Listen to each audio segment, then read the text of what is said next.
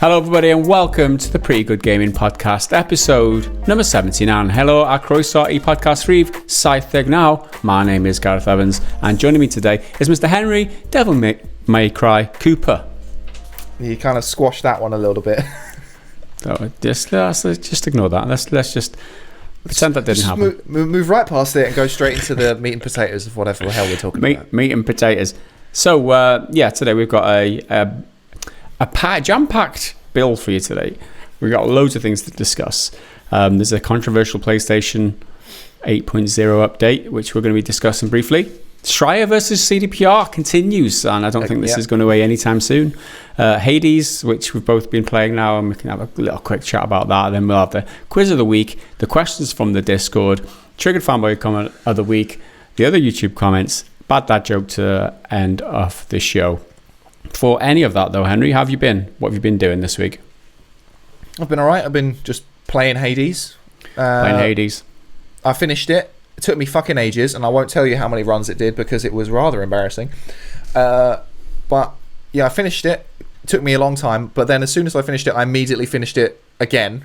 Yeah. And then should we just jump into Hades first? Should we just let's do Hades first. Well start off simple and then we'll start with the nice one. Yeah, because I picked it up straight after. Like I said, I'm gonna download it right now. I'm gonna play it, and I did, and I've played it, and it's tricky, but it gets easier. I think I made good progress. I do have to say though, I think I'm addicted. It's really good. I think I'm addicted.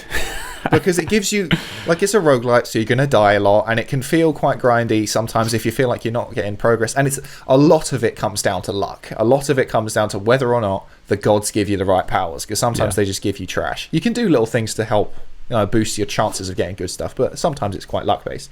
So you can have a couple of bad runs, but then it'll give you a good bit of story, and you'll get, like, one new power-up, which is like, fuck yeah, I'm going to wreck some shit.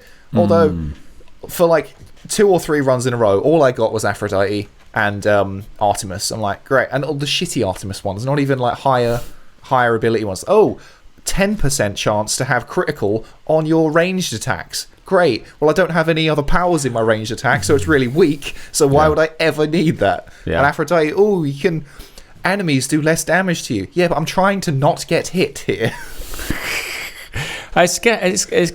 It's how you use them, and what I like about it is that you do get it's the hammer one, which is obviously the best because that just upgrades your main weapon, and then from there on out, you can plan ahead, like, I'm going to use the Exegriff, which is like the assault rifle, and I'm just gonna get grade up my special ability because that's like a rocket launcher.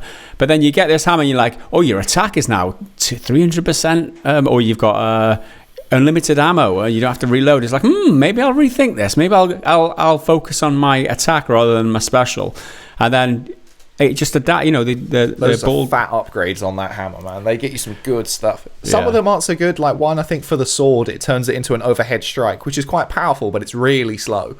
So that kind of threw me off a lot. But some of them are just so good.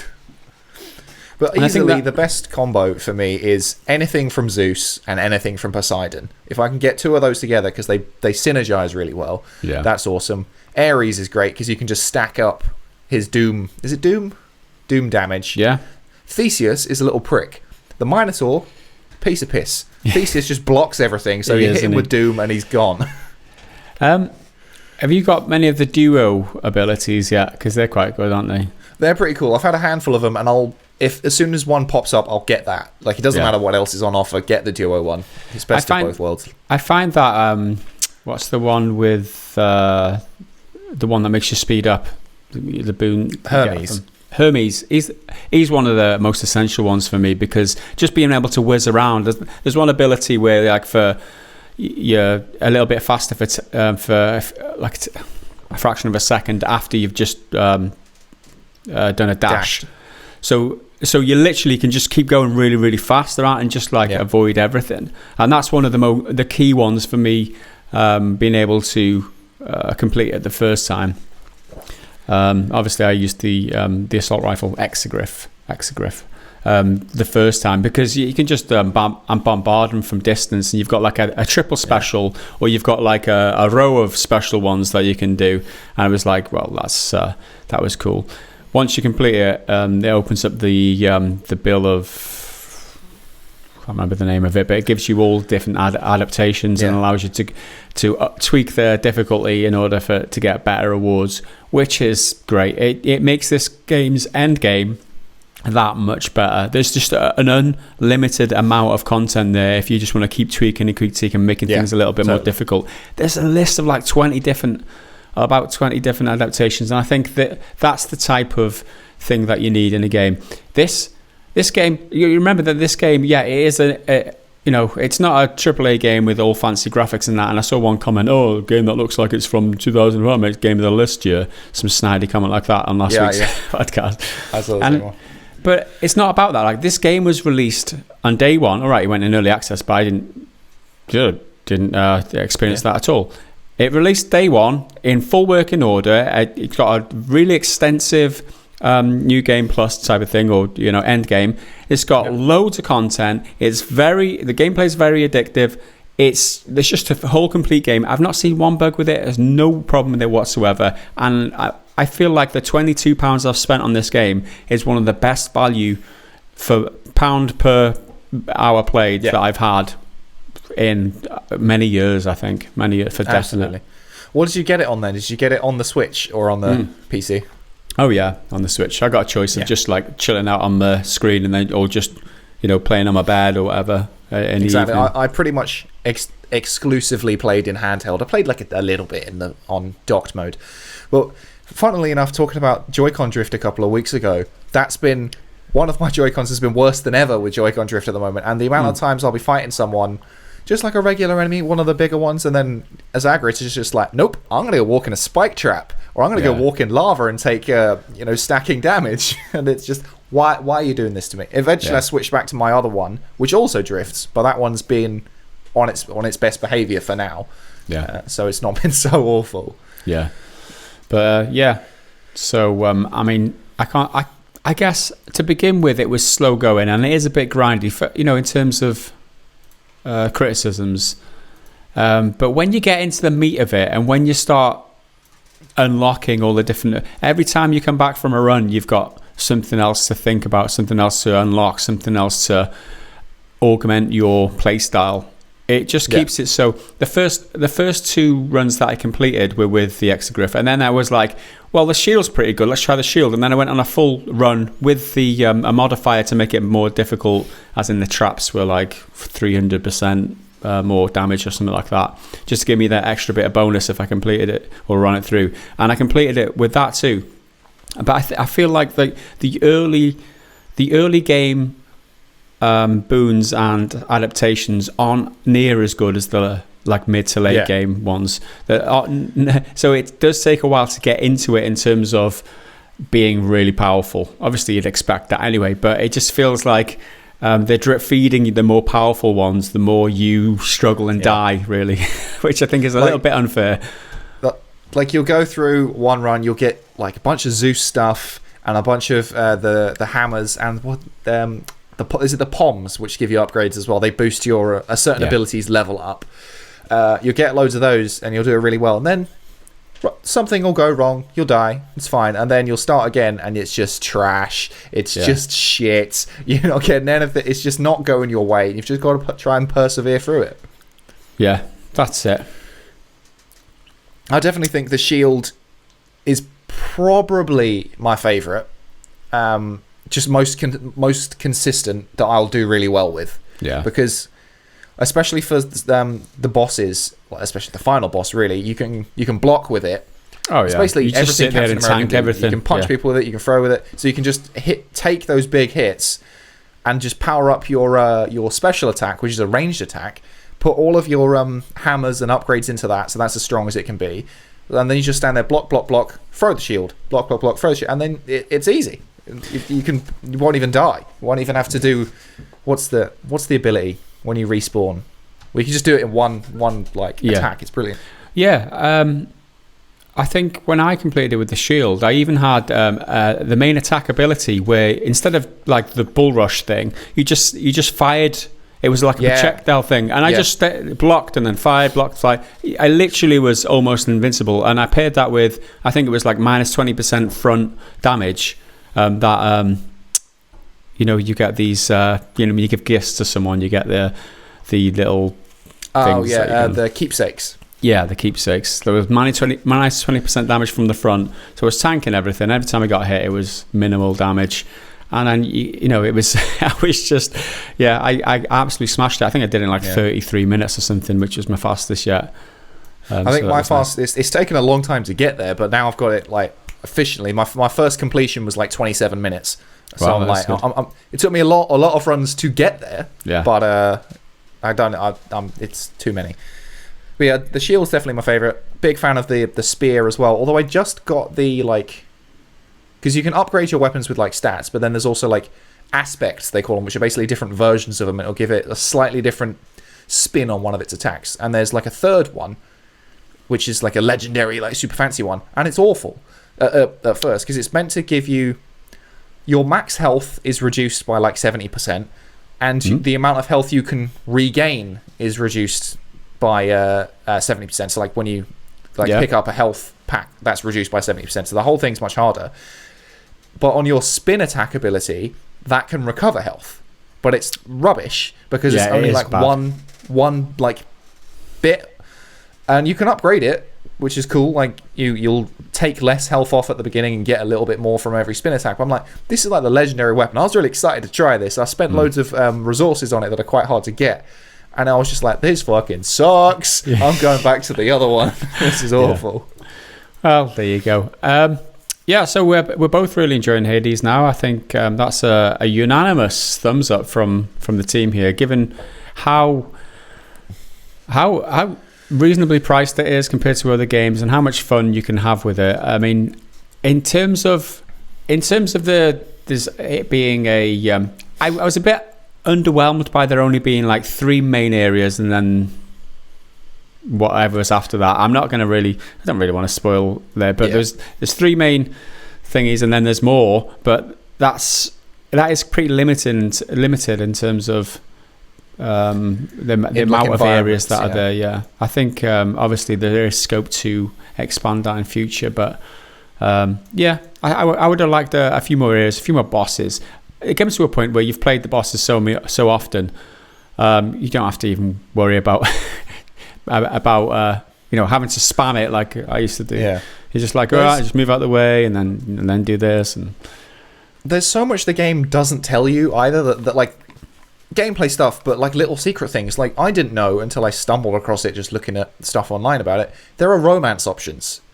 You can romance, I think, 3 different characters by really? Giving them nectar. You can when you get their keepsakes. I think you can do it to Thanatos, Dusa, and Megara, and presumably you get a little bit of nookie at the end of it. But nice. The romance options that the game doesn't fucking tell you about. It's just here's little extra. It's more than an Easter egg at this point, which is there's loads of little things like that. It's really cool. That's cool. There's more to play of it, and I'll definitely be playing more.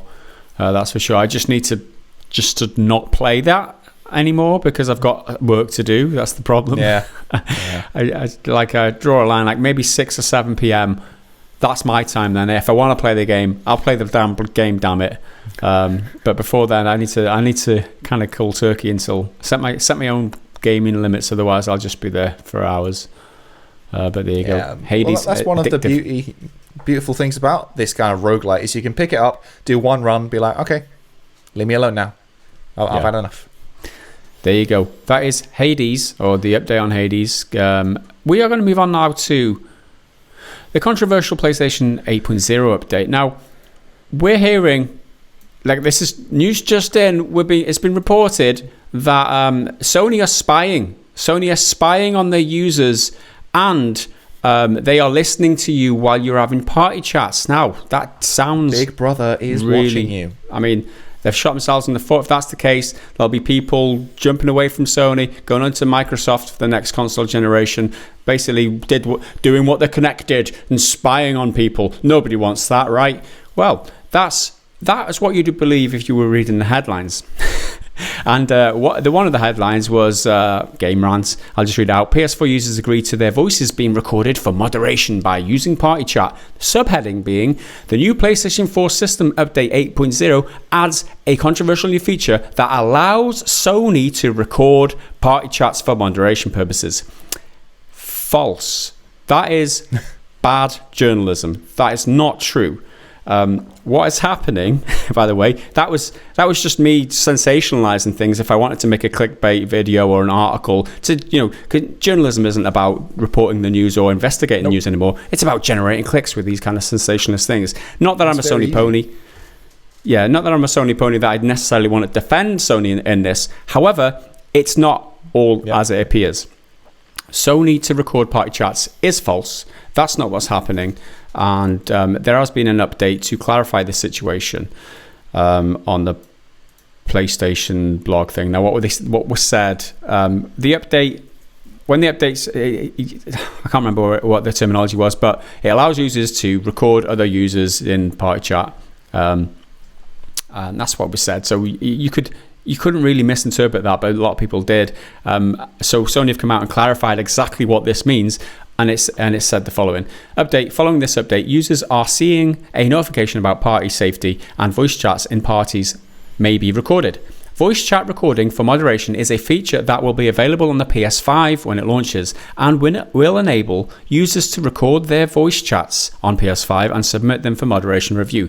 Sony is not recording or listening. It is users who are in the chat with you who are able now to record their own chats with other people. And it continues, the pop-up you're seeing on the PS4 right now is to let you know that when you participate in chat with a PS5 user post-launch, they may submit those recordings from their PS5 console to SIE. What this basically is, it's a security filter feature. It's allowing users who may be subject to hateful language on the internet with other users. It allows them to record those interactions and report them to Sony to dish out the relevant disciplinary things. I fail to see the uproar here. I think this has been blown up. And I absolutely agree with, if you read the sensational headlines like Sony is spying on you, my first instinct is to be like, well, that's pretty shit. Like what's up with that? But based on this update, and it is Sony's fault for not communicating it clearly enough. Like they've had to come out and put this update out. Bad Sony for not making it clear. But now they've explained Sony aren't recording it, it's users recording it, and it's coming to the PS5. It's not actually happening on the PS4 yet. At least that's what they're telling us. That it could all be a lie. You've got to say that these days because people are, yeah, but it could not be true. Yeah, it could all be bullshit. They could be doing anything. But this sort of thing, they're recording, well, users can record and then share your party chats and send them to Sony. So if you're calling someone, for instance, the N-word, something which I think most rational people can say is, an abhorrent thing to do, you can then send that to Sony and be like, yo, this person did this. You can do anything about it. Let's talk about women as well. I mean, women are subject to a lot of harsh things. Young gamers like targeting girls who with horrible language. Everyone's seen the examples of that happening. That's just extra protection and a way that they're able to report this behaviour now. I think that's a good thing. How can that not be a good thing? And it happens already with text chats, like text messages and stuff on every messaging service. Pretty much, they can see what you're typing if they need to, and see what's what. And fair enough. If you don't like this, I'm not saying you have to like it. If you don't want anyone to have the possibility of recording you saying anything, then don't use party chat. Use something else. Don't use any chat.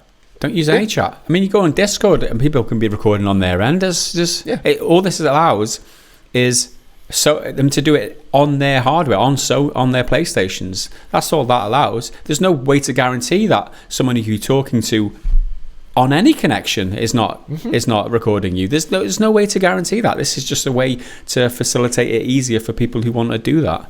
Yeah. I mean, if this really does bother you, please explain it to me, because I am willing to be corrected, because I don't see that this is a big deal. Again, perhaps you've just been hoodwinked by the headlines, because that's what they're designed to do. They're designed to get you like, oh, they're mad, and start typing stuff and clicks and whatnot. But I don't see this as that much of a big deal. Yeah, maybe personally. We're naive. Maybe we're just misinterpreting the situation. Maybe we need to be corrected. Please do. I'm not trying to be a dickhead about it. But I've got an example of us being corrected from last week later on, and I'll get into that. Very good. Yeah, I mean, obviously we are here to learn. We are all here to learn, not to assume and make judgments based on false assumptions. So if we've missed anything, let us know. But to us, it looks like a decent added addition to the protection of people who don't want to be abused online. And I feel like this is one of those cases where, and it's a quote from Harry Potter, which makes it even worse. But you have nothing to fear if you have nothing to hide. If you're not afraid of saying anything inappropriate or that's actually, hateful or, anything really, really bad, then you shouldn't worry. Yeah. If you're the kind of person who thinks that, political correctness gone mad in absolutely everything, and they're going to come down on you if you make a joke, it's not going to happen, because it's unless your friend's being a dickhead, because it's the user who's like sending it. If it's Sony and they're the arbitrators of what's allowed to be said and what's a joke and what isn't a joke, then okay, maybe. But it's not. If you call your friend a wanker and he gets annoyed that you called him a wanker and reports it to Sony, then that's your friend's. He's the problem. He's too weak. He's in that case, he is a wanker. If your friend reports on you, I mean, the takeaway is your friends are wankers and they're very weak. And you're probably a wanker too. We're all wankers. You're all wankers. That's the moral of this story. And moving on from that story to another one. Talking of wankers, Jason Schreier. That was unnecessary. That was uncalled for. That was a joke. Report it to Sony. Please don't report me. Jason Schreier's been at it again. He is targeting CD Projekt Red, but this time he might have a little bit more clout. He might just have unearthed something a little more damning for CD Projekt Red.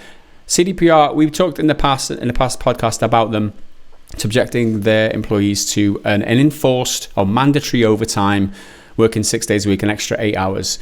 And we said at the time, that doesn't sound too bad. We don't know the extent of exactly all the crunch, or if however you want to term it, all the additional hours being worked and the conditions that they're working under at the studio. We don't know that. All we know is that they're mandating an extra 8 hours, which doesn't sound too bad compared with other industries. That was our take on it then.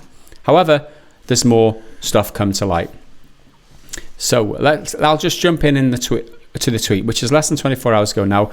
Jason Schreier tweets, I think this Reddit comment from someone who worked at CD Projekt Red is worth sharing, especially since folks out there still think their overtime is limited to 48 hours. I can confirm they used to work at CDPR, just got off the phone with them. So Jason Schreier says that this guy who's posted on Reddit on a thread about the subject, Jason Schreier himself has confirmed that this guy used to work there. Now, I should read this, and this this is the damning point. This is the damning information. I'm going to read it in full to be entirely clear, and then we can discuss it afterwards. So he says, hi, CDP developer here. Not only this conversation never happened, but this is just the last in a long list of very toxic behavior from the upper management towards us developers. First of all, I confirm this conversation never happened.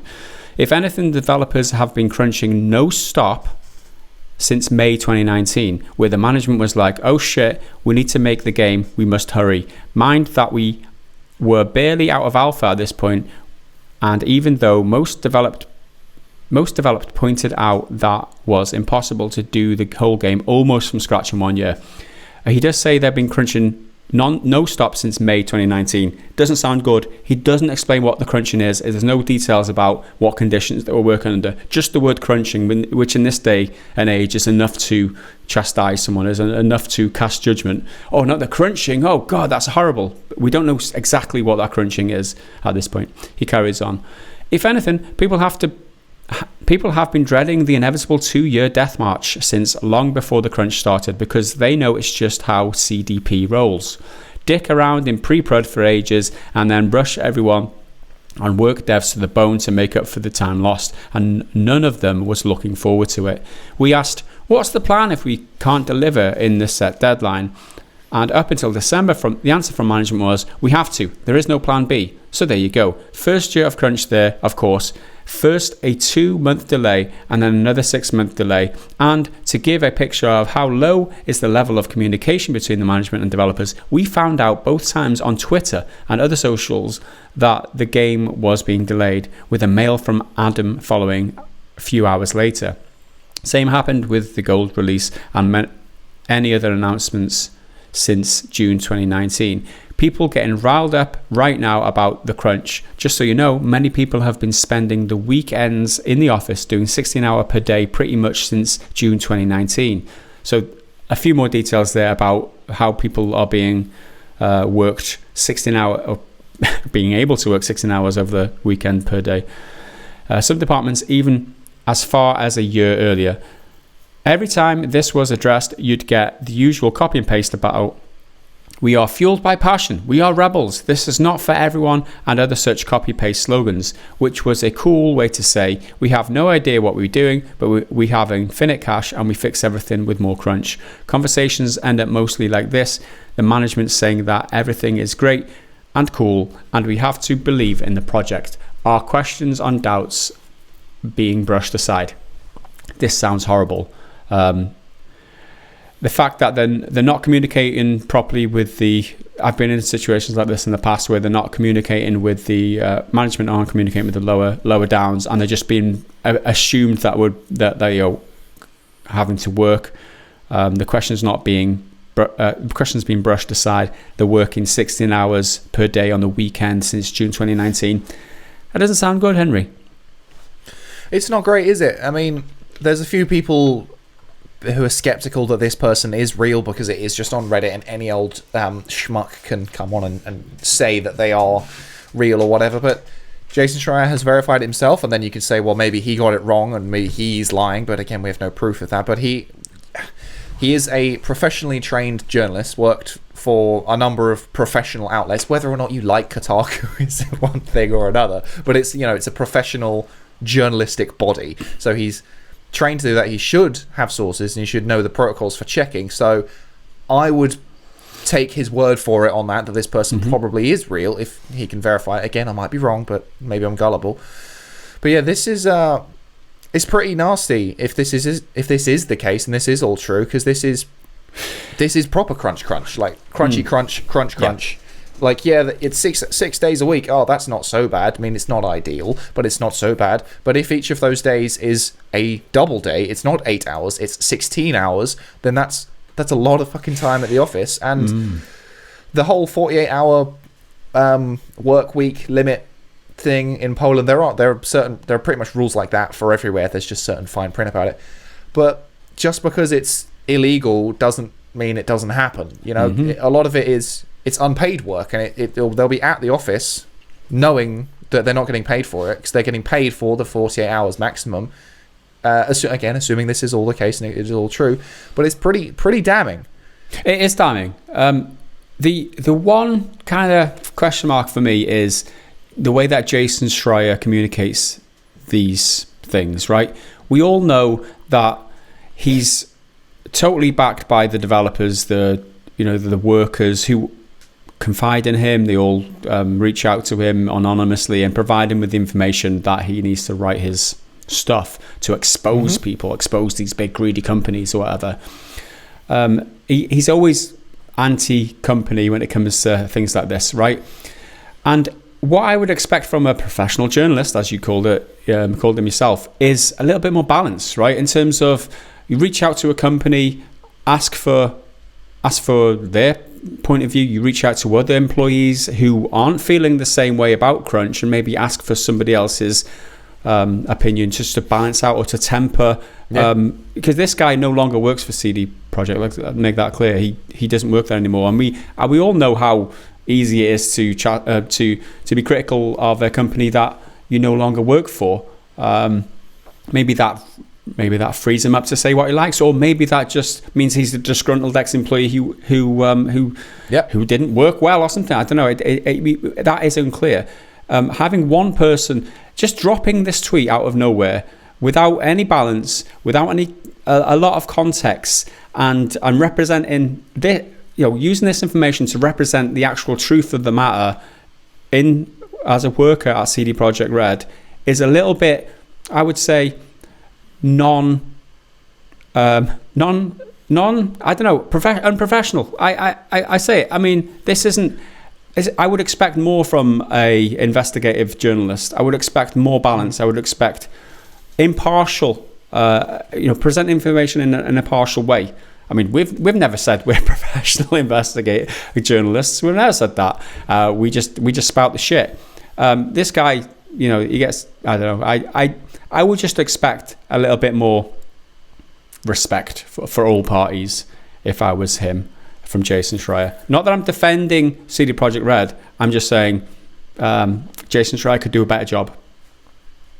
Yeah, he definitely does have his eyes focused on crunch is bad and that's the angle, and then everything that proves that he will go for, and anything that maybe doesn't he will kind of ignore.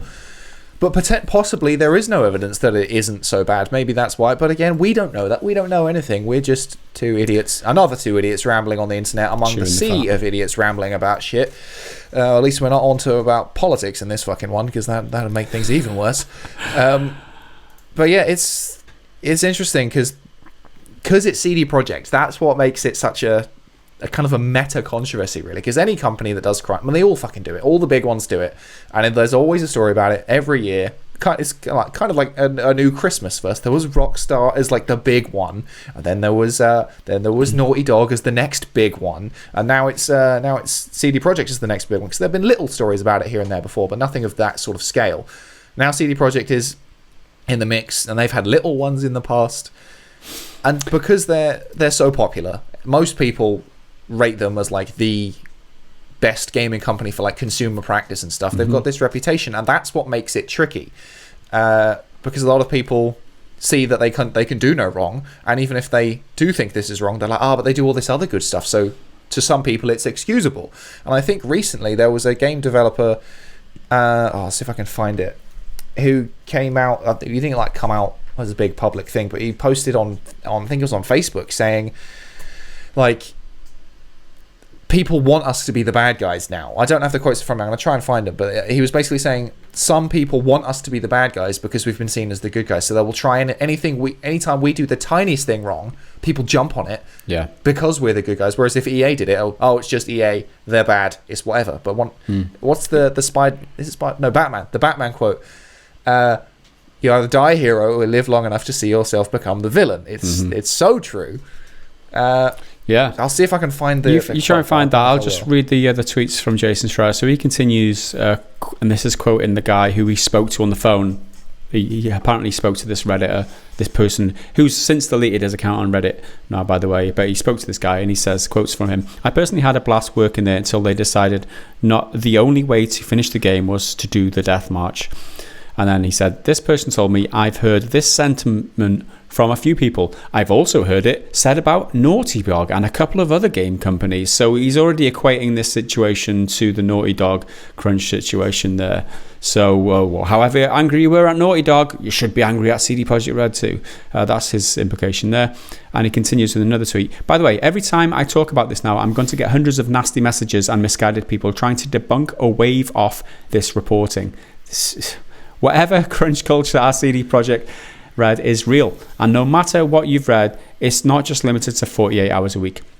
I mean, this is one damning bit of evidence, or one first-hand account at the very least. It's not evidence; it's a first-hand account of someone who's worked there, who says that this crunch is real, or supposedly works there. And we've got to take this at face value. If this is true, this is horrible, and this shouldn't be allowed to work 16-hour weeks, days on a weekend.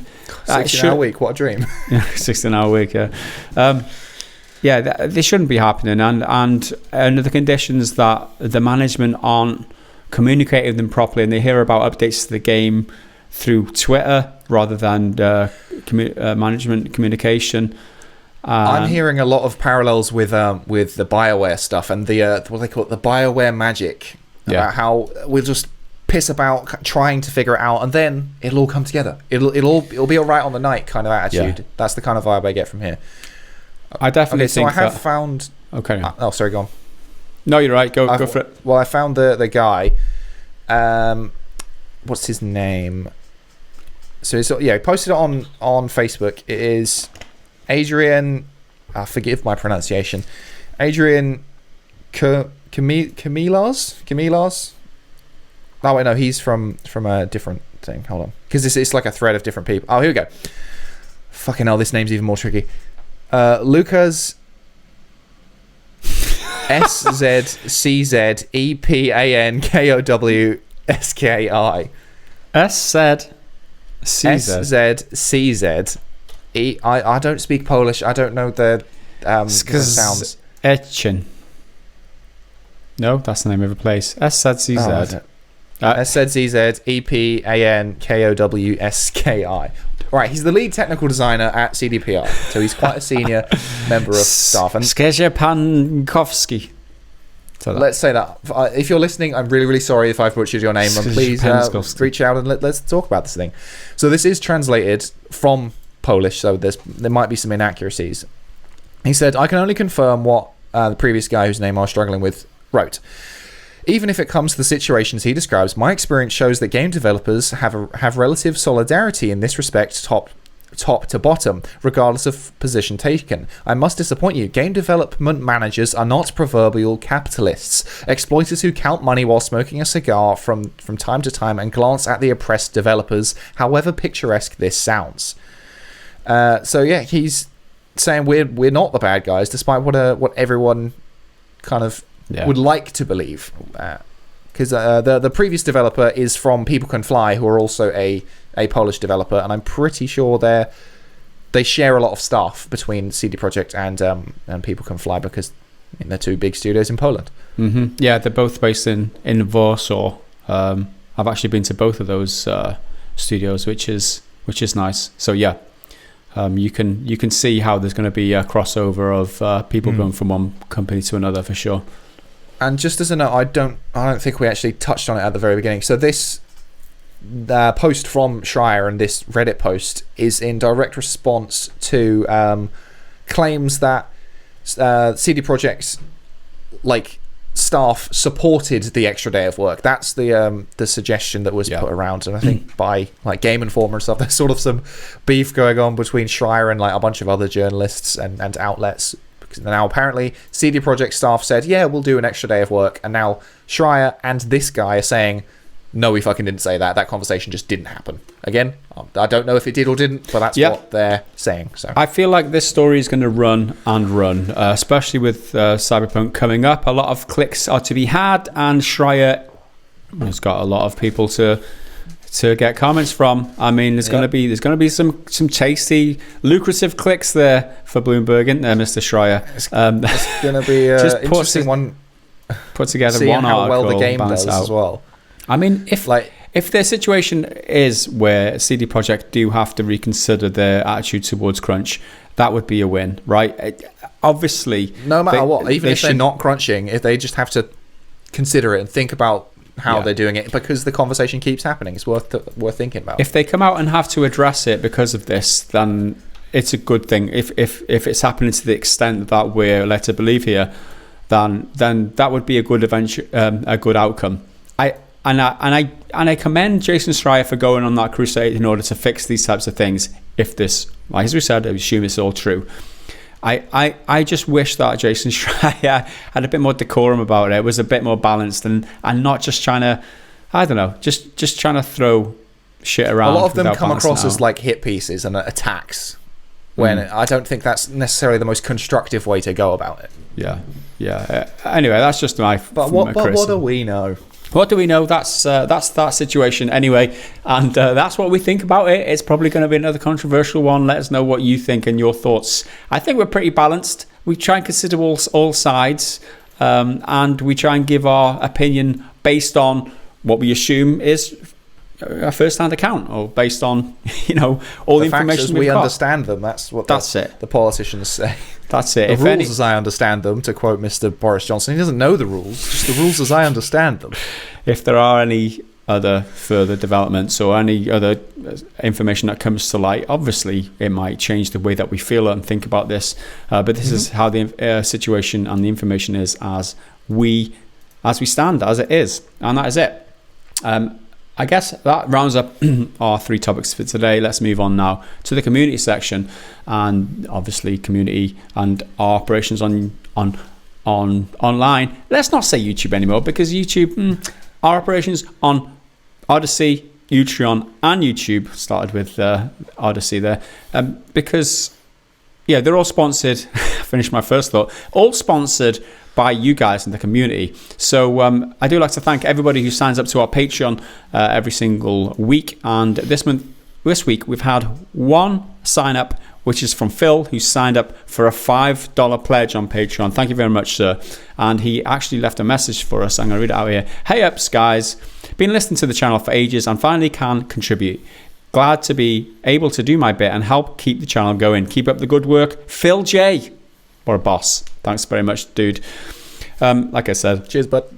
If you do fancy supporting the content and making sure that we can continue to bring you content in the future, head over to patreon.com/prettygoodgaming. You get early access to the podcast, get to ask us questions for the podcast, and all that malarkey, all that good stuff. I should point out too that Odyssey is probably the best place to watch our content right now. I'm really liking Odyssey more and more. It's a YouTube equivalent. For those of you not familiar, it's a YouTube equivalent website which is growing, coming out of nowhere. I've got a link in the description to find our page on Odyssey. They've just implemented, I was spouting off last week about the Utreon pop-out player that was awesome, and that kind of works independently to your browser, so you can just have the video there, your browser minimized, and you'd be working on whatever, and you can just kind of have it there on your screen and resize it. Well, Odyssey just implemented that this last week, and this is how these websites are. They're new, they're upcoming, and they're implementing changes and fixes and improvements all the time. This is a feature that YouTube have never had, and they're already better than YouTube, both of these platforms. So my favorite now is Odyssey. We would check us out on Odyssey. So if you just want to have our podcast on the screen there on one side, or the daily news or whatever, and just be working away on the other side of your desktop, you can do that, and it's awesome. You don't have to have like a clunky web browser, or like you can only have 2 or 3 different sizes like on YouTube. You can resize it whatever size you want. It's mint. I really love that feature, and it will definitely get me going back to Odyssey more and more. Anyway, with those plugs out of the way, let's move on to the very first question, which happens to be the quiz of the week from Metal Shark. Now, Henry failed last week. I'm going to use that word. Failed miserably. Failed in his quiz last week. So he has another one, and let me just find it. Why can't I find it? Here we go. Metal Shark has put another quiz to Henry. And it goes as follows. We've got some long questions this week, and they are awesome MHVG 1994, otherwise known as MVG 1994. Quiz needs more time in the oven, so how about a short and simple quiz for Henry? Okay. Using 100% in-game features, so no mods, editors, etc., on any version of the game, can you pet the dog? Yes or no, 50-50. Like you should at least get 50% of these, Henry. It's 50-50. Okay, right, number 1. Okay. Grand Theft Auto 5. Can you pet the dog? Well, so this is an interesting one to start, because I can't even remember if you can actually pet the dog in GTA 5, but you can play catch with him. So are we counting stuff like that? Because I can't remember if you can give him little head scratches or anything, but you can throw a ball for him. And there was the really, really awful companion app where you could play with him, I think. The question here is, Henry, can you pet the dog? It's yes or no. Rules as written. I don't know if you can actually pet him. Fuck it, yes. Let's say yes, you can chop the dog in GTA 5. I'm probably wrong though. The answer is no. But there is an animation for petting Chop you can unlock using a save editor. So technically no, but there's a workaround. You can play with him, but you can't pet him. Let's move on. Ghost of Tsushima. Well, you can now So you can pet foxes always. Then in the multiplayer thing that is out tomorrow at the time of recording, there's like ghost wolves, I think, that you can summon. And now they're adding a charm where you can pet the I can't remember what dogs they're called, but they look quite cool. The big, like, hairy things. Mm-hmm. You can pet them and turn them on your side. So yes, you can, but not technically right now. You will be able to with the new update. Yes, from October the 16th, which is in tomorrow, as of time recording. With the version 1.1, you can now equip the Charm of Canine Recruitment and pet dogs. Congratulations, that's 1 from 2. Next question. Baldur's Gate 3. Can you pet the dog? You can definitely pet the dog in Baldur's Gate 3 because I've seen pictures of it, and I think it's really funny because the people look really good, and then the dog, I mean, he still looks like a dog, but the graphical fidelity on him is less good. But you can definitely pet the dog in Baldur's Gate 3. Answer is yes. It's a dialogue option which results in much petting and subsequent approval from your team. That's 2 from 3. Next up, Genshin Impact. Can you pet the dog? Absolutely no idea. All I know about Genshin Impact is not a valid answer. It's the big anime game that a lot of people seem to be really into at the moment, but I just don't really care. Let's go with a no. The answer is no. Not in this capped 260 frames per second on PC title. Not bitter about that bit, obviously. But that's 3 from 4 for you, Henry. You're doing pretty well. Next up, Among Us. Can you pet the dog? I'm yet to play Among Us. I do want to, but me and my mates keep like not being like free at the same time. I don't even know if there is a dog. My knowledge of the game is you're like a group of astronauts or something on a spaceship, and you've got to keep the spaceship flying. But one of you is basically the monster from The Thing, and no one knows who it is. You've got to figure it out. I'm not sure if there is a dog. There is a dog in the movie The Thing. But I'm going to say no. I don't believe there is a dog. Okay. I feel like I would know that. The answer is no. You can buy a pet dog, but there's no petting available. Well done. That's 4 from 5. Next up, The Outer Worlds, Peril on Gorgon. Can you pet the dog? I think you can, because that's the kind of company Obsidian is. Answer is yes. I'm sure it passes for a dog at least. So whatever looks like, the thing that looks like a dog, you can pet it. 4 legs and big teeth. 5 from 6. Congratulations, you're doing well here. No pressure now, Henry. 7th question. Scott Pilgrim versus the World, the game. Can you pet the dog? And again, I feel the kind of game that is, it's kind of fun and cartoony. I reckon you probably can. And the answer is no. They just bite you instead. Well, that is a disappointment. So that's 5 from 7. Moving on to question 8. Sea of Thieves. Can you pet the dog? I think yes. I feel like this came in an update. I think you can. The answer is yes. Thanks to an update, you can fulfill your pirate dog petting needs. Congratulations. That is 6 from 8. Question 9. Crusader Kings 3. Can you pet the dog? Well, Crusader Kings, it's not a very active game in terms of character behaviours and stuff. It's choice-based. But I don't believe you can pet the dog in Crusader Kings 3. The answer is yes. They put it under decisions as if you decide otherwise. You get a pet dog as like a childhood friend, or a pet cat as well even. But you can go to like the decisions and decide to just pet your dog. I mean, why would you not do that? Yeah. Okay. Cool. I'm glad to be wrong about that. That is 6 from 9, I believe, and we have 1 question remaining to make it a 7. The Wolf Among Us. Can you pet the dog? Well, that's a Telltale game about a werewolf. And I reckon he's going to have some fun times with the dog, so why not? Yes, you can pet the dog in The Wolf Among Us. You were doing so well. No, alas, the wolf is for protagonistic purposes only. Get that right, or I'll get slayed.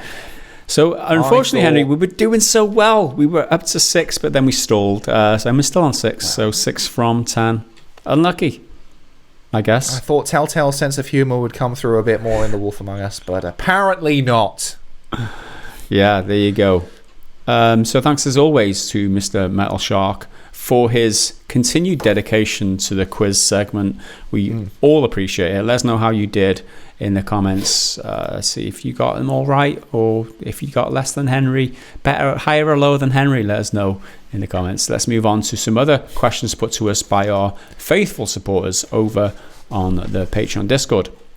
First up, Henry, do you want to read it? Yeah, I'll take this one. It's kind of long, so forgive me if I stumble over it. It's from Cloney. Jim Sterling attacked CDPR this week quite harshly for going back on their promise not to crunch. While I don't necessarily agree with his viewpoint, he raised an interesting question that I would like to ask you guys. What do you believe has to be included in a review of a game? As a customer, I want to be informed about how it plays, who it may click with, and if it's good or not, based on individual and statistical values, so I can make my own decision. I do not, however, care about how it was made, how many infants were slaughtered in the making, and how many animals were harmed. If I want to inform myself about that and then subsequently avoid the product on moral grounds, I do that with my trusted news outlets and research, not a review. What do you think belongs in a review? What structure do you believe is best? And what reviews do you consult for your choices? I am a firm believer that art can be enjoyed no matter how evil the artist is. For example, if Hitler created the Mona Lisa, it would still be a remarkable painting despite the creator. So I really don't think the amount of crunch involved with the making of a game influences how much I enjoy it. Basically, 100% agree with that. I think there's crunchy stuff. It's worth maybe a footnote mention, but it should not be part of the review, because the review is of the game, not the climate around it. I think you could very easily put in like a link to another thing, which is a review of the company, a review of the practice of the production of the review. But at least this is the way I approach my reviews, and personally, I think my reviews are pretty damn good. Well, I mean, I happen to agree with you on that. What I would say is the reason someone reads a review is to see whether this game is worthy of them purchasing it, right? Some people consider the ethical background of how the game was produced or how the product was produced just in general, that some people consider that to be a key factor in whether they buy or not. Say if a t-shirt was produced using child labor, I don't know whether this one was or not, I'm just using that as an example, some people would not ethically not buy that because it supports that bad practice. That is a key bit of information, I would say, which would influence whether you buy it or not, which I think should be included as a footnote. Like Henry said, I don't think it should go into detail, a big breakdown of what was said, what was supposed to be happening, this and that. Link to another outside source. By the way, this company supposedly generated this product. Supposedly generated content with this product using these bad circumstances. So I think it should be mentioned for those people who do want to ethically purchase their products.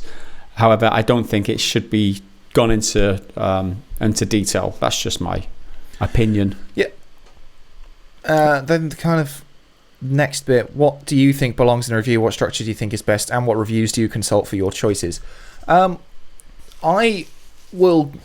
Metacritic is always a starting point, and the way I do my review roundups is basically how I consume reviews anyway. I'll pick some of the top ones, some of the bottom ones, and then some of the middle ones, and extrapolate what carries through all of them, because that's likely to be the most consistent thing, and then figure out what the differences are and see whether this is just a person's personal taste. Like most recent one, I think I did Star Wars Squadrons. There's a lot of mixed stuff about that. Some people really love it because they love all things Star Wars, and if you love Star Wars, you're going to enjoy, especially in VR if you can get it to work, being in a spaceship, flying through and listening to Star Wars stuff. That's awesome. But if you're not a Star Wars fan, and you're just like a flight sim fan, maybe it's not going to connect with you as much. And I think that was so evident in so many of the reviews. They're like, I love Star Wars, I love this is to me, I loved it. Mm-hmm. So I think that's a really important thing that you need to figure out. And when it comes to like YouTubers and stuff, you got to find someone who aligns with your tastes, but also find someone who doesn't, and maybe listen to what they have to say, because there's all like the outragey ones who get mad about everything, and sometimes they raise good points. So it's worth having a look at them as well. Yeah, I like to be as objective as possible, and if somebody can somebody can represent something without his own opinion in there and represent both sides, why this is good, why this is bad, and give me all that information, then that helps me process and make my own decision. I don't like people to say you should believe this because of these reasons, because I think that's just too one-sided. It's too biased. I think that more information on both sides of any sort of decision-making process, the better. So more objective, the better for me. And the more factual, I can make my own mind up then. I don't have to rely on anyone else's opinions. And your Hitler example is really good, because I've talked about this before, but Hitler is a fantastic artist. Like, if you look at some of his pictures, they're amazing. There's one really good one that comes to memory of a dog in, I think it's like a pencil drawing. It's incredible. Doesn't mean that he didn't do truly horrific things. No, that's true, but it's kind of the better example would be if Hitler was still alive and he was still persecuting people, and you buying his art allowed him to continue persecuting those people. That would be a better comparison. Yeah, and then in that case, it's one of the reasons I'm still a big supporter of physical media, because you can buy it secondhand. That means that no money goes to them. Let's buy Hitler's art pieces secondhand, just so that he can't do the horrible things that he likes to do. Fuck that guy, obviously. Let's buy a controversial take. All right, Henry. At least we know what we should think now. But it's a can of worms. A lot of people have different opinions about this. It shouldn't be included at all, or it should be included in the background of the company. It should be included. It's up to you guys, but we've all got opinions. We've all got our souls. That's the point. If you want that sort of thing to be included in reviews, well, then watch your review and then look it up afterwards. Like, and it'll take you a little bit longer if you ever want to buy anything to figure out whether it's ethical or not. But that's on you as a consumer to make those steps. I always think more information, the better. So moving on to the next question, which is again from Cloney.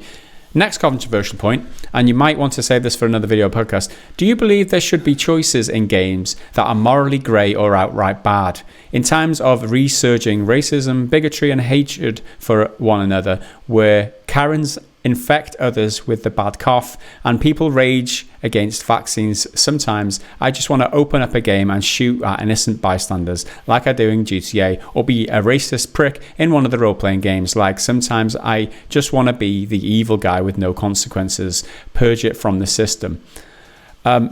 Is that separate to the next bit? Lastly, I think that's still part of it. Okay. Lastly, however, the games industry seems to be pressured into removing those choices. One example being Dungeons and Dragons removing negative traits from races, so all playable races are equal, which is fine, but as a DM, I'm still going to give you a disadvantage when you try and seduce as an elf as an orc. You are mortal enemies, mate. What do you think of this? Do you miss the opportunity to run into a group of citizens in Assassin's Creed and just murder people when you botched 100% the quest for the umpteenth time because this fucking tank doesn't dodge fast enough? Assassin's Creed 2 Brotherhood flashbacks. Do you need more Just Cause 4 in your GTA? Or are you the kind of guy who always tries to please all the side characters in Dragon Age to get the good ending? Like this miserable person who reloaded the same fucking quest 100 times to get it right. Fucking elves, too damn fickle. In short, is political correct culture going too far when you can't be the bad guy in video games anymore? Or are we just sick and evil for wanting to be a prick occasionally? This is a can of worms. Good luck with the answer for this one, Henry. Right. Well, I'll try and go in some sort of structured order. Should we be able to be evil in video games? Absolutely. It's fun. It's fantasy. It's escapism. Like, there are few things in gaming that are more satisfying to me. Maybe I'm a psychopath, but I don't give a shit. Is playing GTA with a fat lorry or a bus and just nailing pedestrians, just mowing the fuckers down. It's incredibly satisfying. I want to share a quick anecdote. Right, when we used to do gameplay videos on PGG a couple of years ago, when Emmy, who was working here with helping me with the guitar stuff, we asked her to edit one of the videos, and I was playing Kingdom Come Deliverance, and she was kind of editing heading along, and my gameplay was like I was it was a medieval character, and it was just this wench just sewing, goes quite happily and merrily, just minding her own business on this log, and I just went up to her and struck her with my sword, and she ran off. And she was trying to escape my brutality. I ran for no reason at all. I just thought, look at her. I ran after her and killed her. Now, this really upset Emmy. And I, for somebody who doesn't play games like Emmy, to experience like a cold-blooded murder, she was on the verge of tears, and I was like, oh my god, I just didn't consider it from her point of view. To her, I was just walking up to some innocent bystander and murdering her, and it was like fun. It's just fun. It's not a real human being, but it's just not how it was taken. And it's like maybe we are all psychopaths, Henry. I mean, maybe, but I mean, her response to that is to not play video games because she doesn't enjoy them and doesn't want to engage in that sort of thing. Totally fine. Yeah. But I'm sure I think it's a safe assumption to make that everyone watching this channel is a video game player. And I think everyone can enjoy violent games. There's a reason violent games are like always the most popular ones. Occasionally there's a sports title that's almost as popular, but Call of Duty still for I think it's like the last 13 years is the best-selling game of the year. Not necessarily the best reviewed or best game, full stop, but it's the best selling. They always just dominate in raw sales. Microtransactions become a whole other problem. But that's because they're fun. It's fun and it's cathartic and it's escapism. And you can... there is some studies on it, but it is still kind of inconclusive. But there are certainly some things to suggest that if you go in and kill a bunch of people in video games, that it actually reduces your aggression levels, and you're less likely to go out and do it in the real world because you have this healthier escape. I mean, obviously, playing video games non-stop every single day, all the fucking time, killing people, there's probably going to be a few alarm bells going off. But I think violence in video games is an important catharsis, and it's fun, and it's escapism, and I don't think you should be taking that away because some people don't like it. If those people don't like it, they don't have to engage with it. I think the Dungeons and Dragons thing, I think, is a really interesting example because some people have taken it as you're removing negative traits from races because you want everyone to be good. I actually think it's better this way. If I'm currently playing an orc in my campaign, and he's a real bastard, but I'm not playing him as inherently evil, and I think taking away inherent evil stuff like that is interesting because it makes characters more interesting, makes them more complex if you're playing it like well. Because if I'm playing an orc, what if I want him to be a good guy? What if I want him to have a bit of a redemption, Jaime Lannister kind of thing going on?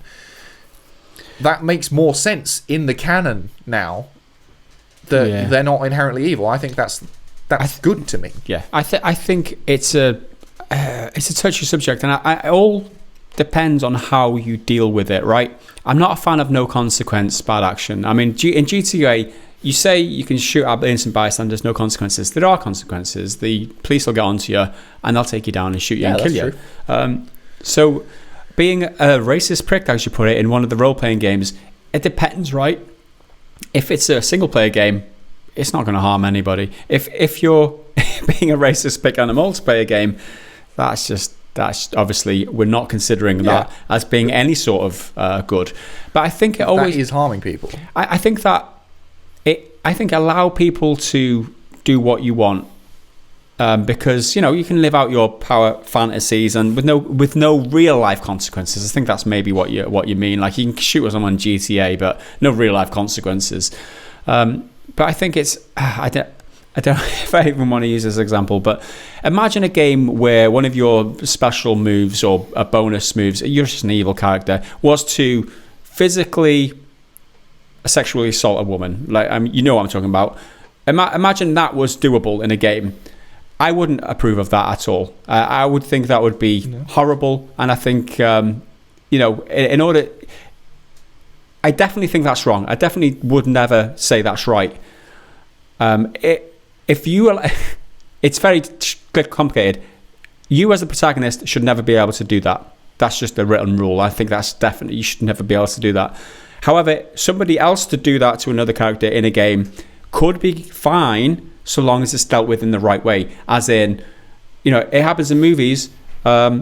that means, if the perpetrator has consequences and it's shown that this is bad and it should never be done by actual human beings, and that I think could be fine.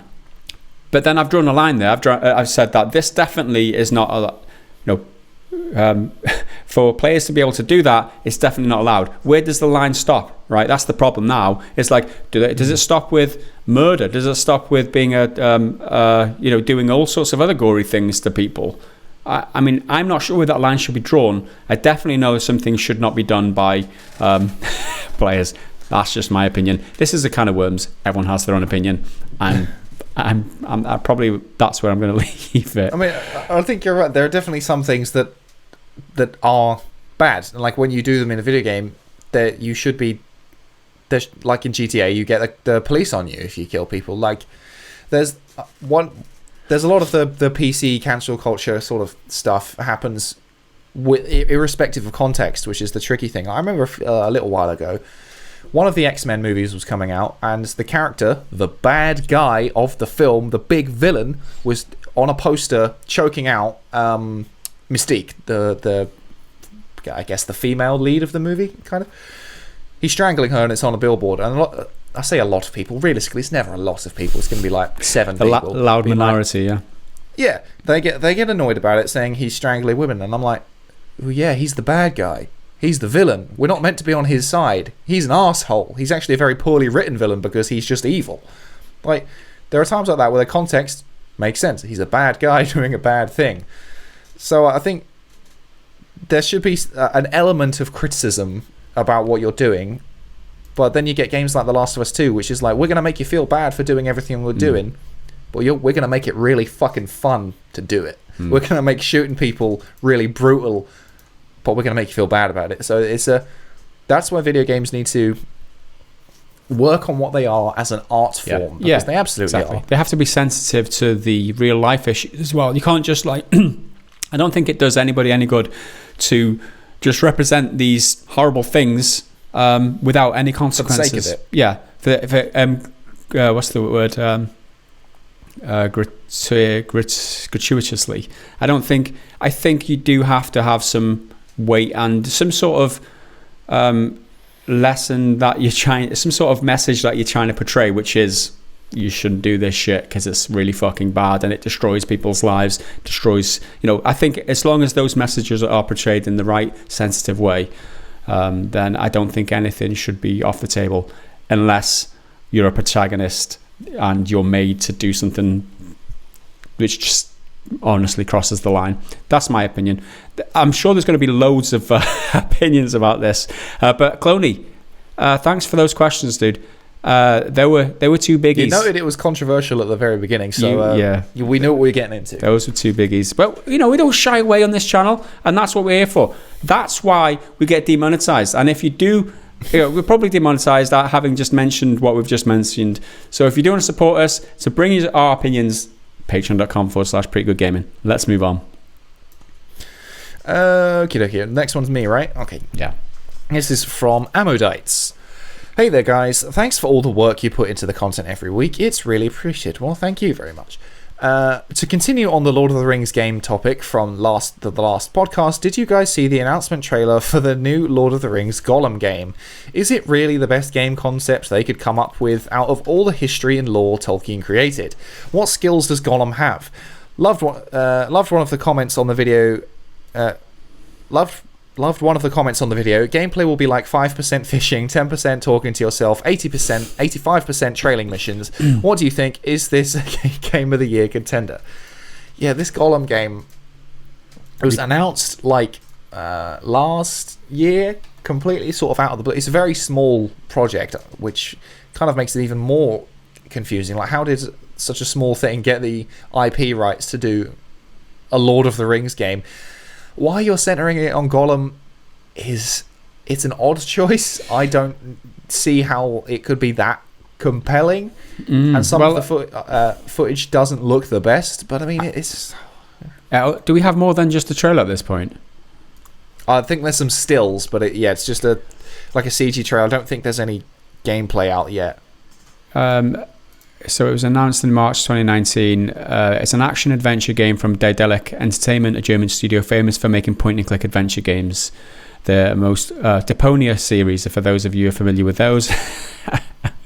It doesn't feel like it's going to be a great game. The Shadow Tactics Blades of the Shogun I played, and that was a decent tactical game. If it's going to be an isometric game like that, point-and-click or tactical game, I'm not sure what I'm going to find. I don't have high hopes for this one. If I was to make a game about any solo character, Gollum wouldn't be near the top. Okay, 2021 released PC and all relevant consoles. So I guess we'll know more later down the line. So we'll keep you posted with that one. Thanks for the question, Amodites. I think, did we answer it? Sure we did. Yeah, it's probably going to be a bit shit. Is it really the best concept they could come up with? No. Next up, Dayoth. We're 4 PlayStations and 58 years from PS9's reveal commercial. It even boasts improved retinal scanning, suggesting PS8 will be a first-generation Vision or perhaps a weird iteration of their Spores. How likely do you think it will be that Sony were a bunch of lying bastards just like hoverboards and flying cars in Back to the Future? If you're still angry about too much stock in PlayStation's ability to predict the future, if you're still angry about hoverboards not being a reality, then you're going to be very disappointed in what the next few years of tech holds. Never mind 58 years. I'm not going to be around in 58 years. I'll be lucky if I am. But it's not something. Is this a serious question? I don't even know. I mean, hoverboards, it would be cool, and flying cars would be cool, but I just think the amount of idiots that are already on the roads who are just bad drivers even before they get any drink or anything else in them, taking that and making it fly potentially very high up in the sky, that's just a fucking nightmare. Until humanity can be trusted with flying cars and hoverbikes and hoverboards, get them away. We're not ready for that yet. There you go. Intellectually. Okay, we're on to the next one. Okay. Angry Hobbit 0. What do you guys think of the hyping of the new consoles, by which I mean keeping themselves in the spotlight? I'm not sure if it's as simple as I don't follow Sony, but I'm seeing a lot of keeping PS5 in the news. With Xbox, I've seen loads of news for things like Series X unboxing. Look at the Series X packaging. Microsoft sent me an Xbox Series X review. Microsoft sent me their new SSD unboxing. I could go on. Yes, I admit it's mostly mundane shit, but a clever bit of marketing. Keeping in the spotlight, drip feeding snippets of info. I'm sure there's people out there creaming over a short clip of the outer packaging. Yeah, I mean, it's pretty simple. It's marketing 101. Just keep it relevant, keep people talking about it. I have zero interest in any sort of unboxing stuff. I know it's a very, very popular sort of niche of YouTube. I don't care. It's not anything that's ever interested me. I think there's an ASMR element to it for I think a lot of people, because they do it with soft white gloves and they just crunchy plastic. As they unwrap it all and unwrapping all the wires and whatnot. Yeah, cool. If you like it, awesome. People can make a decent living on it. There's a lot of big YouTubers who do it as their dedicated craft. Doesn't mean anything to me. I'm like you. When it comes up, I don't care. I think a lot of it seems to come all at the same time, because they send out a copy of the Xbox Series X to everyone at the same time. They send it out to loads of different people, so it looks like it's a huge groundswell of stuff all at once, but it's all the same thing. It's all the same unboxing of the same machine and the same review. Well, I think it is clever marketing in a way that your favorite creator, the creator that you follow, the tech creator, whether it's a gaming creator, wherever, all of a sudden I got given this fabulous present, and if we got given one, we'd be excited too. We'd be like, oh, this we got a freak. This is amazing. But obviously, the viewers wouldn't be as excited because they haven't got their free fucking console early doors. But anyway, this excitement which these creators are experiencing by getting these free gifts then gets communicated as, oh, I'm excited for this product, which isn't really the case. It's just because Microsoft thought them important enough to send them a free bloody console or two or whatever.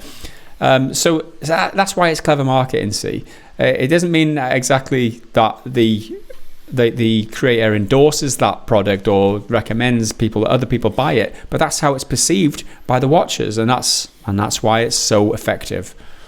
Yep. So there you go. I mean, I wouldn't be surprised. People like it. People watch it. Unboxings, certainly of the bigger ones, they get big views. People like them. It's not just unboxings. It's like first impressions or just aesthetics, aesthetic review or whatever. I've seen a couple of the tech reviewers that I watch doing that, and I watched it because I want to see what it looks like. But then again, I can think for myself, and I won't be taken in by by some over eagerly excited YouTuber gushing about the fact that they just received a free product, like we would be if we released one. Hint, Microsoft, if you want to send us the exact same thing, send us one each, and we'll be totally gushing. We'll do 2 videos, one each, gushing about how good the console is. There's our promise to you. One thing about the console ones, it's less relevant with the Xbox Series X because that kind of looks about as big as it is, I think. But the PS5, seeing someone hold that, like in the tech teardown thing, that I think is more relevant to me because you can but I don't need a whole video. I just need a picture of a guy being like, there you go, it's big. I think that's about as much engagement I get out of it, to be honest. Okay, we have one last question. This is a Cloney bonus question, and he says, so Henry, are you still playing Marvel Avengers? I feel like the industry is still trying to kill, read that as copy, World of Warcraft. In case this needs explanation, the World of Warcraft is the live service. People are playing it for 15 years and didn't stop spending money on it. For their 15th birthday, they got you a free statue if you played 15 years without skipping a month. They had content drafts every expansion, meaning months without new things to do. But we're still here, paying $13 a month to play it. Meanwhile, Anthem, Yep. They're absolutely chasing that sort of high. Everyone's trying to be it, but it's that Fortnite. No one. It's that. I think that right to it. Fortnite's definitely the new one. Fortnite blazed the trail in terms of making, World of Warcraft. Yes, it's made millions of pounds, but that's a subscription. It's a slightly different model. But Fortnite is the free live service or the ongoing service, which isn't paid for. Which is like once you're into Anthem, it's the same kind of thing. So I think Fortnite is the perpetrator, and I think with Fortnite, there's no two ways about it. Whether or not you like the game. Like, I'm not a fan, but it's done an incredible job of constantly bringing new stuff, constantly updating. On the new live events they're doing now, I mean they don't interest me at all. They're people I don't care about in a game I don't care about, but they're really interesting. It's like no one else is really doing that kind of thing, so it's cool to see. But then going back to the crunch thing, Epic Games always has a problem with crunch. They've always got something going on about that, like the amount of work it takes to get Fortnite to be what it is. So that's an interesting thing worth considering. Like, can it be done by other companies if they don't crunch their workers until they want to kill themselves? But to answer your actual question, am I still playing Marvel's Avengers?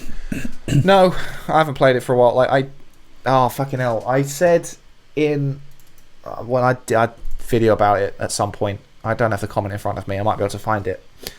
I complained that you still can't open certain doors with certain characters, and that's fine if you're with other people, because then you can coordinate and get Hulk to punch through the big door, because Black Widow can't. Then some guy commented back to my pinned comment, which was me saying, the game could be really, really good, but it's not. Someone commented back saying, where is it? Here we go. The door problem was fixed. Try journalism next time. This game sucks, though. So I looked it up. I was like, okay, perhaps I've got it wrong. And I did try to play it. Snarky little bastard. Try journalism next time. He's also wrong. I tried looking it up, and I tried playing it, but I was like, I just couldn't be arsed with it. I was like, I've got myself out of the loop. So now I'm like, fuck it, I'm not. I'll go back when there's new characters. So they haven't fixed the fucking door thing. You can't open any door with any character. That's what I was saying. They've changed it so that Captain America can now punch through big doors, because there's either big doors that you need to smash or doors that you need to hack. You can either do one or the other, and Captain America couldn't do either. So they gave him the ability to punch through the big doors. Okay, fabulous. But you still can't open big doors with Black Widow. She's the only one who can't do it now. Iron Man can, if you use your ultimate ability, which you get to the Hulkbuster, and you can just smash through it, which is great, but it's a waste of your best ability. So Widow still can't do it, and your comment is incorrect. So try journalism sometime. So actually, try reading the fucking patch notes correctly next time. Yeah. Like, and the thing is, try stop being a this dick. game sucks though. This game sucks though. It's like, well, why the fuck are you like whining about it? You're whining about a problem which I raised, which is still the case, criticizing me, and I'm not defending the game. Henry. You're being a dick. All right, Henry. I think you made your point there, dude. Fuck this asshole. All right. On that note, I think that we have reached the point. I'm the triggered fanboy of we the are, week. we are ready, and we're all primed now for the next segment, which is the triggered fanboy comment of the week. And since Cloney has been the MVP this week, this week's triggered fanboy comes from Cloney. Are you ready, Henry? Oh, Ready? golly. God damn it, Henry! I don't care if I'm the next fucking fanboy. How dare you not destroy all of the pottery in the underworld? I had to roast Jim for this, and I have to roast you now too. You call yourself a Zelda nerd. You played games before. Destroy the damn pots! Sorry if anybody's ears were offended with that.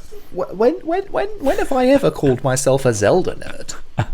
I've played And that's the bit that you choose to Zelda refute. games. That's the bit that you choose to refute.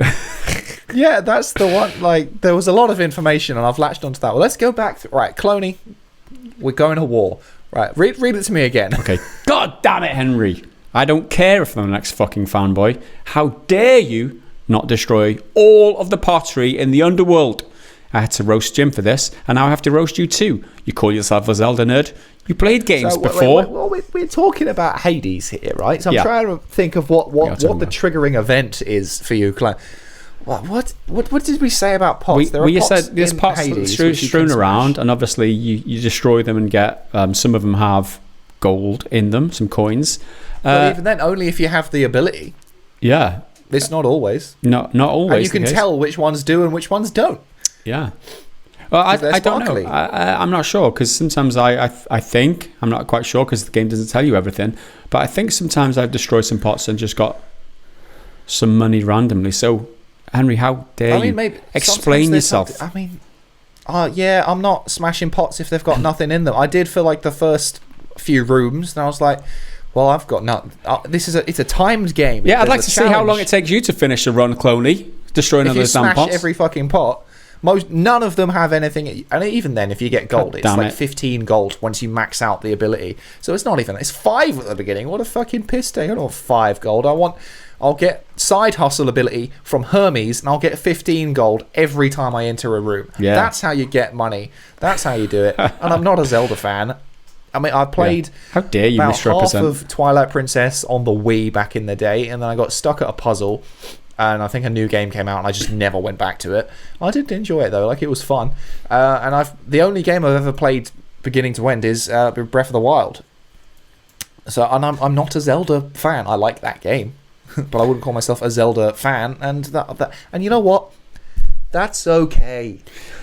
That is okay. I think what we've been doing recently, it's been harder and harder to get these triggered fanboys, because we maybe put our opinions out there, but then give it some sort of disclaimers like, this is what we think, but we're not sure. Yeah. And I think the more that we're doing that, the less we trigger people. So this is why I've had to use Chloe. We're being too reasonable. We are being far too reasonable for a gaming channel on YouTube and online. Yeah, on the internet.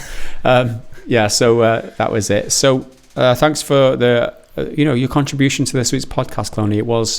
It was great indeed. Now let's move on to some other more notable comments that we've been reading this week in our comments. Do you have any? I've got a couple. I don't have them immediately in front of me. So I'll start. I've got a few. So I did mention earlier that we're not always right, and we always sometimes get things wrong, and information comes to light where that we get corrected. And I think this comment kind of qualifies as Gaz saying dumb shit comment of the week. So Miss M. Grimble from last week's podcast said, LMAO, SSD is fast because it's soldered to the board. What the fuck, guys? That's got to be the worst tech take I've ever heard. Impressively dumb. Impressively dumb. And then it was replied to by Hayes Cooper 19, who may or may not be a relative of yours. Yeah, I face palmed so hard at that bit. You know what, guys? If an SSD is soldered to the board so it doesn't have to use a different connector, it's got to be faster, right? It's literally physically closer to where it needs to be used. That was my impression of it. Okay, maybe I'm wrong. But if that is the worst thing that I said in that podcast that was wrong, then you probably got off lightly. I mean, sorry. We do come out with so much bollocks, and we make mistakes very, very often. Just some people don't always clock it. If it doesn't make it faster, then that's my bet. I've staked my case. If it's literally physically closer and you don't have to use other connectors, then why shouldn't it be faster? Tell me why. Please, Metal Shock probably knows. Tell me how it's not faster. Metal Shock needs to tell us why it's not faster. Anyway. that was Gaz's stupid comment of the week, and let's move on to another one. Do you have one? Okay, so I've got one, and it's in that same Avengers video, but it's about the second story, which is Sega hinting at Dreamcast Mini, which is unconfirmed, but a Sega person kind of name dropped it as what they might do next. And I touched on some important Dreamcast games from my childhood, because my parents are divorced, and every time I went to my dad's, I'd hang out with my stepbrother, who is exactly the same age as me. He's like 2 weeks younger, so we kind of grew up at exactly the same time. And he had a Dreamcast, and we played games like Sonic the Hedgehog all the time, Sonic Adventure rather. And one of the games I mentioned, which desperately needs a remake or a new one, a sequel or whatever, is Power Stone. And this guy is backing me up. Power Stone 2 was such an underrated game, it definitely needs to get another game. And it's one of those titles that I forget about all the time, and then I think, oh, what could be a good one to remake? And it doesn't pop into my brain. And then I see it, I'm like, fuck, Power Stone was awesome. I don't know if anyone's played it in the audience, but the audience, like we're in front of an auditorium of people. You're not even in the same room as me. It's like I guess an arena fighter, like where it's kind of the way I rationalized it in my head at the time was it's like 3D Smash Bros. In that there's a bunch of different characters. They're all unique characters to the game. They don't borrow from anything else. They're originals, which is great. There's no original fighting games anymore. They're all, Mortal Kombats or Tekkens or whatever. It was original. And you just beat shit out of each other. And everyone collects these things called Power Stones. And then eventually you get like a super ability. Like someone can basically turn from a regular martial artist into like a god, like a Super Saiyan, like a Dragon Ball, or that sort of thing, and do like big powerful attacks. And there's different items you can pick up to beat the shit out of each other. There's environmental stuff you can smash into, and the multi-tiered fights in different areas. It was awesome. It was great. Nothing else like it, I believe apart from maybe Smash Bros, but again, it's not the same. And no one's done it. Capcom, bring it the fuck back. Put it in, what's the RE engine, make it hyper realistic and really good, and make it awesome. Or in general, just make new fighting games. I'm considering this basically a new fighting game because it's been gone for so long, but fighting games with original characters. Because I don't like fighting games because I'm not very good at them, but they are fun, and the characters are what make them really good. That's what I want. I've had enough of Scorpion and Sub-Zero. It's not much Get to out ask. of here. Come on now. And fucking Ryu, eat my dick. Fuck off, Ken. Any budding game developers out there who wanted a tip of an idea about what to make a game on, Henry, it's just delivered there. There's a gold idea in there. Let's do it, guys. Let's do it for Henry. Next comment from Aurelia S. Liara! How could you forget the best Mass Effect waifu going? Unsubscribe. Only joking. Keep up the good work, guys. P.S. Love Liara. We did forget. I must admit, I saw a couple of Liara comments. We were fighting for a name, we couldn't get it. And then as soon as I saw one, I was like, fuck, it's Liara. She's great. The blue, sexy science officer lady. Yeah. Okay, I've got another one here, which I'm glad someone kind of picked up on the thread I was laying out. And it's on the podcast from Marcus Hicks. Who cares about a little incest? Well, the Greek gods sure didn't. And the Greek gods, they didn't give a fuck about anything. As long as it's got something, they'll get down and jiggy with it. They really did not give a shit. They're much more liberal.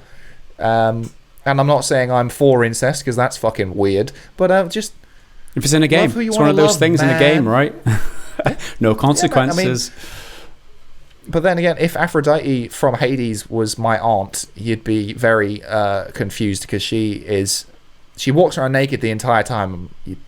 I'm just gonna leave that one hanging in the air. There you go. And on that same note, and actually the same commenter even, Marcus Hicks made one of my choices for the comment this week. Slightly different topic though. It's K-Ron, as in the character which you were calling Karen. That's the ferryman of the underworld who takes you across the river Styx. It's why the Greeks used to put a coin in each eye of the dead to pay Chiron the cost of passage, because you were calling him Chiron. He's a Karen. He doesn't say anything. He just goes... So, there you go, Chiron. Are you playing it with the sound down the whole time? No, I was playing it with sound on, but in handheld next to my girlfriend while she's watching TV. So that Karen was probably louder than the other Karen. So exactly. So it's her fault. And I'm still calling him Karen. Yeah, it's what he is. I think I'm done now for questions, dude. Yeah, I don't have any interesting ones. Okay, one last bonus one from the same video, which is the podcast we were talking about Hades. The Candyman says, "Wow, I feel like there's absolutely no need for me to play Hades anymore, as I already know absolutely everything about it." Well done, then, Henry. That's your objective achieved. You've given him all the relevant information. What you don't know, however, is how the bloody game plays. That's for sure. And whether you actually like it. I didn't tell you any story stuff apart from that he wants to escape the underworld. And hearing about stuff, it isn't the same as doing it. That's why games are good. Yeah, that's why they're not movies. And you definitely... It just shows that you did a good job explaining the game last week, because obviously he's well informed now. Like I said, he just doesn't know how the game plays, because I wasn't that informed, and it's totally different to play a game and then to hear about a game. So there you go. Well, I'm happy to help. So with that, let's move on to the final segment of the week, which is the bad dad joke of the week.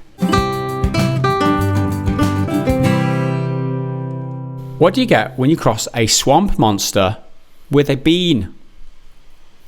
I don't know. What do you get when you cross a swamp monster with a bean? The creature from the black legume. Very nice. Okay, next one. Fun fact, Australia's biggest export is boomerangs. It's also their biggest import. Yeah, of course. Obvious. Easy. Okay, and the very last one, just for fun. What do you call a half man, half horse in the middle of an army formation? I don't know. What do you call a half man, half horse in the middle of an army formation? The centaur of attention.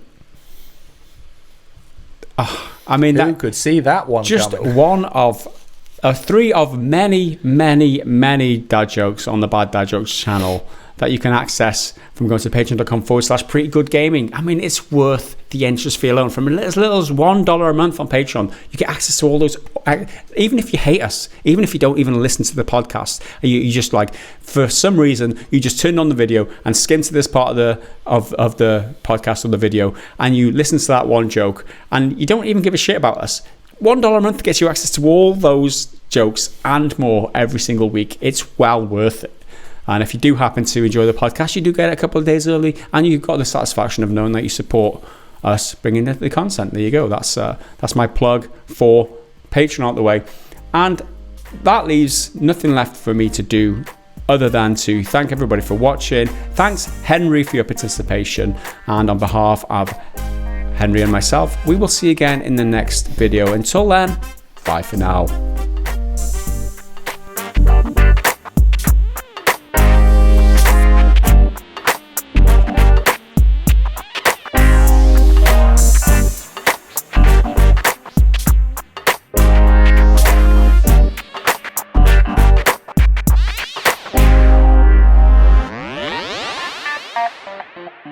Bye.